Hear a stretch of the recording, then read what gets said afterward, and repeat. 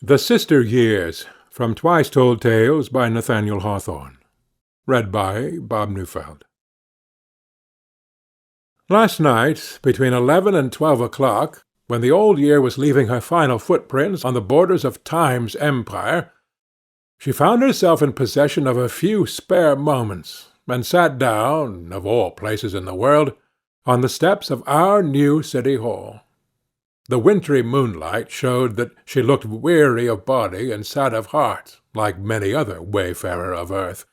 Her garments, having been exposed to much foul weather and rough usage, were in very ill condition, and as the hurry of her journey had never before allowed her to take an instant's rest, her shoes were so worn as to be scarcely worth the mending. But after trudging only a little distance farther, this poor old year was destined to enjoy a long, long sleep. I forgot to mention that when she seated herself on the steps, she deposited by her side a very capacious bandbox, in which, as is the custom among travellers of her sex, she carried a great deal of valuable property. Besides this luggage, there was a folio book under her arm, very much resembling the annual volume of a newspaper. Placing this volume across her knees, and resting her elbows upon it, with her forehead in her hands, the weary, bedraggled, world-worn old year heaved a heavy sigh, and appeared to be taking no very pleasant retrospect of her past existence. While she thus awaited the midnight knell that was to summon her to the innumerable sisterhood of departed years, there came a young maiden treading lightsomely on tiptoe along the street from the direction of the railroad depot. She was evidently a stranger, and perhaps had come to town by the evening train of cars. There was a smiling cheerfulness in this fair maiden's face, which bespoke her fully confident of a kind reception from the multitude of people with whom she was soon to form acquaintance. Her dress was rather too airy for the season, and was bedizened with fluttering ribbons and other vanities which were likely soon to be rent away by the fierce storms, or to fade in the hot sunshine amid which she was to pursue her changeful course. But still she was a wonderfully pleasant-looking figure, and had so much promise and such an indescribable hopefulness in her aspect, that hardly anybody could meet her without anticipating some very desirable thing, the consummation of some long-sought good from her kind offices. A few dismal characters there may be here and there about the world who have so often been trifled with by young maidens as promising as she, that they have now ceased to pin any faith upon the skirts of the new year. But for my own part, I have great faith in her, and should I live to see 50 more such, still from each of these successive sisters, I shall reckon upon receiving something that will be worth living for. The new year, for this young maiden was no less a personage, carried all her goods and chattels in a basket of no great size or weight, which hung upon her arm. She greeted the disconsolate old year with great affection, and sat down beside her on the steps of the City Hall, waiting for the signal to begin her rambles through the world. The two were own sisters, both being granddaughters of Time, and though one looked so much older than the other, it was rather owing to hardships and trouble than to age, since there was but a 12 months' difference between them. "Well, my dear sister," said the New Year, after the first salutations, "you look almost tired to death. What have you been about during your sojourn in this party of infinite space?" "Oh, I have it all recorded here in my book of chronicles," answered the old year in a heavy tone.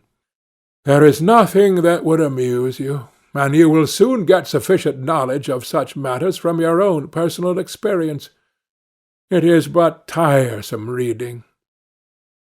Nevertheless, she turned over the leaves of the folio and glanced at them by the light of the moon, feeling an irresistible spell of interest in her own biography, although its incidents were remembered without pleasure. The volume, though she termed it her book of chronicles, seemed to be neither more nor less than the Salem Gazette of 1838, in the accuracy of which journal this sagacious old year had so much confidence that she deemed it needless to record her history with her own pen. "What have you been doing in the political way?" asked the New Year. "Why, my course here in the United States," said the Old Year, "though perhaps I ought to blush at the confession, my political course, I must acknowledge, has been rather vacillatory, sometimes inclining toward the Whigs, then causing the administration party to shout for triumph, and now again uplifting what seemed the almost prostrate banner of the opposition, so that historians will hardly know what to make of me in this respect. But the Locofocos— I do not like these party nicknames," interrupted her sister, who seemed remarkably touching about some points. "Perhaps we shall part in better humour if we avoid any political discussion." "With all my heart," replied the Old Year, who had already been tormented half to death with squabbles of this kind. "I care not if the name of Whig or Tory, with their interminable brawls about banks and the sub-treasury, abolition, Texas, the Florida war, and a million other topics which you will learn soon enough for your own comfort, I care not, I say, if no whisper of these matters ever reaches my ears again. Yet they have occupied so large a share of my attention that I scarcely know what else to tell you. There has, indeed, been a curious sort of war on the Canada border, where blood has streamed in the names of liberty and patriotism, but it must remain for some future, perhaps far distant year to tell whether or no these holy names have been rightfully invoked. Nothing so much depresses me in my view of mortal affairs as to see high energies wasted and human life and happiness thrown away for ends that appear otherwise unwise, and still oftener remain unaccomplished.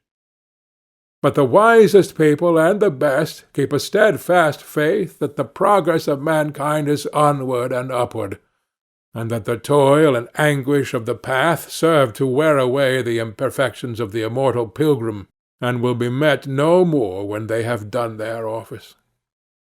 "Perhaps," cried the hopeful New Year, "perhaps I shall see that happy day."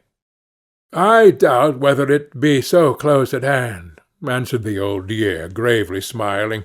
"You will soon grow weary of looking for that blessed consummation, and will turn for amusement, as has frequently been my own practice, to the affairs of some sober little city like those of Salem. Here we sit on the steps of the new City Hall, which has been completed under my administration, and it would make you laugh to see how the game of politics, of which the Capitol at Washington is the great chessboard, is here played in miniature. Burning ambition finds its fuel here. Here patriotism speaks boldly in the people's behalf, and virtuous economy demands retrenchment in the emoluments of a lamplighter. Here the aldermen range their senatorial dignity around the mayor's chair of state, and the common council feel that they have liberty in charge. In short, human weakness and strength, passion and policy, man's tendencies, his aims and modes of pursuing them, his individual character and his character in the mass, may be studied almost as well here as on the theatre of nations, and with the greatest advantage, that, be the lesson ever so disastrous, its Lilliputian scope still makes the beholder smile. "Have you done much for improvement of the city?" asked the New Year. "Judging from what little I have seen, it appears to be ancient and time-worn." "I have opened the railroad," said the elder Year, "and half a dozen times a day you will hear the bell which once summoned the monks of a Spanish convent to their devotions announcing the arrival or departure of the cars. Old Salem now wears a much livelier expression than when I first beheld her. Strangers rumble down from Boston by hundreds at a time. New faces throng in Essex Street. Railroad hacks and omnibuses rattle over the pavements. There is a perceptible increase in oyster shops and other establishments for the accommodation of a transitory diurnal multitude. But a more important change awaits the venerable town. An immense accumulation of musty prejudices will be carried off by the free circulation of society. A peculiarity of character, of which the inhabitants themselves are hardly sensible, will be rubbed down and worn away by the attrition of foreign substances. Much of the result will be good. There will be likewise a few things not so good. Whether for better or worse, there will be a probable diminution of the moral influence of wealth, and the sway of an aristocratic class, which from an era far beyond my memory has held firmer dominion here than in any other New England town. The Old Year, having talked away nearly all of her little remaining breath, now closed her book of chronicles, and was about to take her departure, but her sister detained her a while longer by inquiring the contents of the huge bandbox which she was so painfully lugging along with her. "These are merely a few trifles," replied the Old Year, "which I have picked up in my rambles and am going to deposit in the receptacle of things past and forgotten. We sisterhood of years never carry anything really valuable out of the world with us. Here are patterns of most of the fashions which I brought into vogue, and which have already lived out their allotted term. You will supply their place with others equally ephemeral. Here, put up in little china pots, like rouge, is a considerable lot of beautiful women's bloom, which the disconsolate fair ones owe me a bitter grudge for stealing. I have likewise a quantity of men's dark hair, instead of which I have left grey locks or none at all. The tears of widows and other afflicted mortals who have received comfort during the last 12 months are preserved in some dozens of essence bottles, well corked and sealed. I have several bundles of love letters, eloquently breathing an eternity of burning passion, which grew cold and perished almost before the ink was dry. Moreover, here is an assortment of many thousand broken promises and other broken ware, all very light and packed into little space. The heaviest articles in my possession are a large parcel of disappointed hopes, which a little while ago were buoyant enough to have inflated Mr. Laureate's balloon. "I have a fine lot of hopes in my basket," remarked the New Year. "They are a sweet-smelling flower, a species of rose." "They soon lose their perfume," replied the sombre Old Year. "What else have you brought to ensure a welcome from the discontented race of mortals?" "Why, to say the truth, little or nothing else," said the sister with a smile, "save a few new annuals and almanacs, and some New Year's gifts for the children. But I heartily wish well to poor mortals, and mean to do all I can for their improvement and happiness." "It is a good resolution," rejoined the Old Year, "and, by the way, I have a plentiful assortment of good resolutions which have now grown so stale and musty that I am ashamed to carry them any farther, only for fear that the city authorities would send Constable Mansfield with a warrant after me. I should toss them into the street at once. Many other matters go to make up the contents of my bandbox, but the whole lot would not fetch a single bid, even at an auction of worn-out furniture, and as they are worth nothing either to you or anybody else, I need not trouble you with a longer catalogue." "And must I also pick up such worthless baggage in my travels?" asked the New Year. "Most certainly, and well if you have no heavier load to bear," replied the other.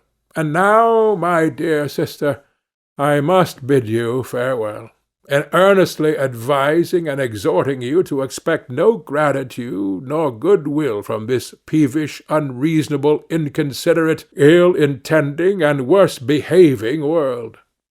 However warmly its inhabitants may seem to welcome you, yet do what you may, and lavish on them what means of happiness you please, they will still be complaining, still craving what is not in your power to give, still looking forward to some other year for the accomplishment of projects which ought never to have been formed, and which, if successful, would only provide new occasions of discontent. If these ridiculous people ever see anything tolerable in you, it will be after you are gone forever." "But I," cried the fresh-hearted New Year, "I shall try to leave men wiser than I find them. I will offer them freely whatever good gifts Providence permits me to distribute, and will tell them to be thankful for what they have, and humbly hopeful for more. And surely, if they are not absolute fools, they will condescend to be happy, and will allow me to be a happy year, for my happiness must depend on them." "Alas for you, then, my poor sister," said the Old Year, sighing as she uplifted her burden. "We grandchildren of Time are born to trouble. Happiness, they say, dwells in the mansions of eternity, but we can only lead mortals thither step by step with reluctant murmurings, and ourselves must perish on the threshold. But hark! My task is done." The clock in the tall steeple of Dr. Emerson's church struck 12. There was a response from Dr. Flint's in the opposite quarter of the city, and while the strokes were yet dropping into the air, the Old Year either flitted or faded away, and not the wisdom and might of angels, to say nothing of the remorseful yearnings of the millions who had used her ill, could have prevailed with that departed year to return one step.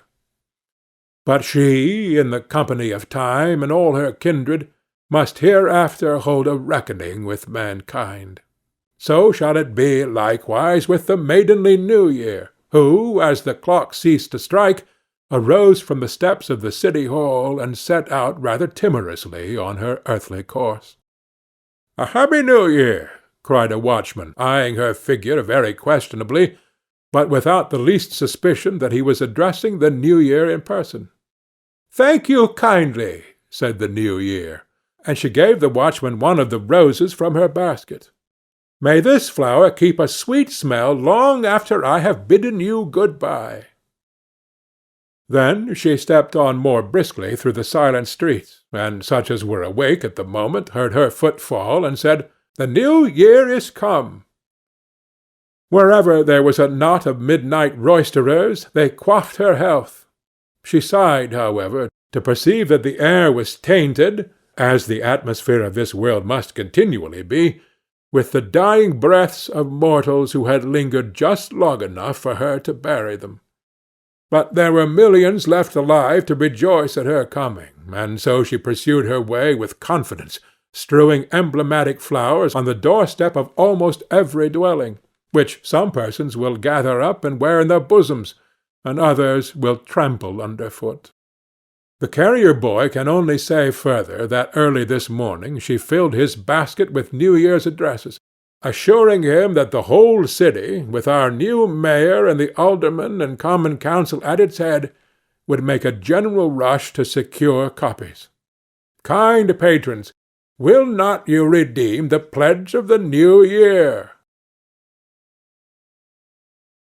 End of The Sister Years.